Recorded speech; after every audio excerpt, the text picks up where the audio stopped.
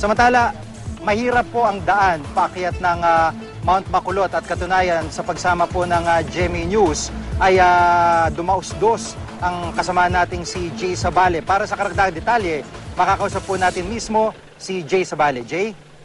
Jiggy, tuloy-tuloy ang pagdating ng iba pang mountaineering groups para tumulong sa paghahanap sa nawawalang mountaineer na si Victor Joel Aizon. Kaninang umaga sumama ang GMA News sa pagsuyod ng Philippine Air Force Battalion Group 740 sa kanlurang bahagi ng Mount Makulot. Isa ito sa sinasabing pinakamatarik na bahagi ng bundok. Kapansin-pansin na madulas ang ilang bahagi ng trail na isa sa mga anggulong tinitignan ng mga otoridad. Sibling dumausdos si Aizon diretso sa isang bangin. Ang mga pulis mula sa Batangas kasama ang ilang barangay tanod nagrapel para i-check ang bangin. Pero bigo silang makita si Aizon.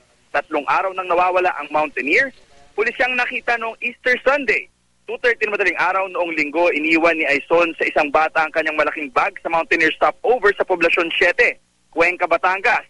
Malit na bag lang daw ang dala niya nang umakyat siya sa Mount Makulot. Huling nakita si Aizon alas 9 ng umaga noong linggo nang bumili ng bottled water sa tindahan sa taas ng bundok. Kahapon nagsimula na raw makatanggap ang may-ari ng mountaineer stopover na si Manuel Atienza ng tawag ng mga naghahanap na kapwa mountaineer at magulang ni Aizon. Sinimula ng search and rescue ng mga pulis at barangay alas 9 kagabi.